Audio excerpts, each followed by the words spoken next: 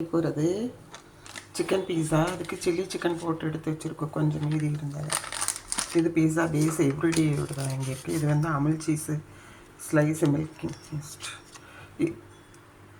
Amul cheese எவ்வளோனா ஒரு 5 இது போல் வேணும், கேப் இல்லாமல். இது போல் பேஸ்க்கு வந்துட்டு 1 ஸ்பூன் ஆயிலு 1 ஸ்பூன் கீ ரெண்டும் வந்துட்டு போட்டு சால்டேட் பண்ணிவிட்டு அதில் பேஸ் இதை வச்சிடணும். 2 பக்கமும் திருப்பி போடணும். திருப்பி போட்டுட்டு இது வந்து பர்கர் சாஸ் தான், பீஸா சாஸு. அது கொஞ்சம் போட்டுக்கிறோம். போட்டுட்டு சென்டரில் டொமேட்டோ கிசானது இதை வந்து ஸ்ப்ரெட் பண்ணி விடணும். ஸ்ப்ரெட் பண்ணிவிட்டு நாம் இன்றைக்கி சீஸை மேலே போட போகிறதில்ல, கீழே பேஸ்க்கு ஃபுல்லாக சீஸை போட்டாச்சு அந்த இதை ஒட்டியே. அதே மாதிரி போட்டுட்டு விரல் வச்சுட்டு இப்படி பண்ணியாச்சு. விரல் விட்டு இப்படி பண்ணதுனால சீஸ் செம்மையாக மெல்ட் ஆகிடுச்சு.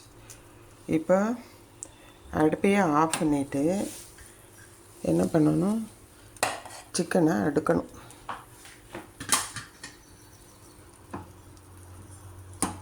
இப்படி ப்ரெஸ் பண்ண மாதிரி தான் வைக்கணும் எப்போ வச்சாலும்.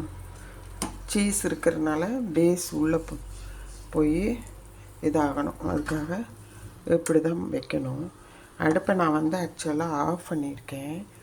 இப்போ இதெல்லாம் அடுக்கி முடிச்சுட்டு சீசனிங்கும் முடிச்சுட்டு பிறகு தான் நம்ம வந்துட்டு இன்னும் சாஸ் ஊற்றிட்டு சீசனிங் பண்ணணும். என்ன ஹர்ப்ஸ் ரெகுலராக போடுறது தான், நீங்கள் பார்த்துருப்பீங்க மற்ற இதுலேயும். அந்த ஹர்ப்ஸ் போட்டுட்டு சில்லி ஃப்ளேக்ஸ் போட்டால் ரெடி டு ஈட். சாஸ் மேலே மறுபடியும் ஊற்றிக்கலாம், எவ்வளோ வேணுமோ அவ்வளோ ஊற்றிக்கலாம். இந்த சைடு அந்த சைடும் வந்துட்டு நம்ம நெருக்கமாக அடுக்கிக்கணும். இப்படி 3 இருக்க மாதிரி இந்த சைடு அந்த சைடு மாற்றி மாற்றி பார்த்து, அப்போ தான் நம்ம வந்துட்டு இப்படி கட் பண்ணுறதுக்கு நமக்கு ஷேப் கிடைக்கும். இங்கே 2 தான் இருக்குது, இதுக்கு இன்னொன்று வைக்கிறோம். இது 3 அங்கே இருக்குது. இப்போ இப்படி கட் பண்ணோம்னா 3 ஷேப் வரணும். வர்றதுக்காக இன்னும் கொஞ்சம் நகர்த்தி வைக்கிறோம். வச்சுட்டு சீஸ் நல்லா மெல்ட் ஆகி உருகி போயிட்டுருக்கு அந்த பேனோட சூட்னாலையும் இதனாலையும். இப்போ வந்து 1 நிமிஷம் மூடி வைக்கிறோம், 1 செகண்டு. ஏன்னா அடுப்பு ஆஃபில் தான் இருக்குது. இப்போ வந்துட்டு மூடி வைக்கிறோம்.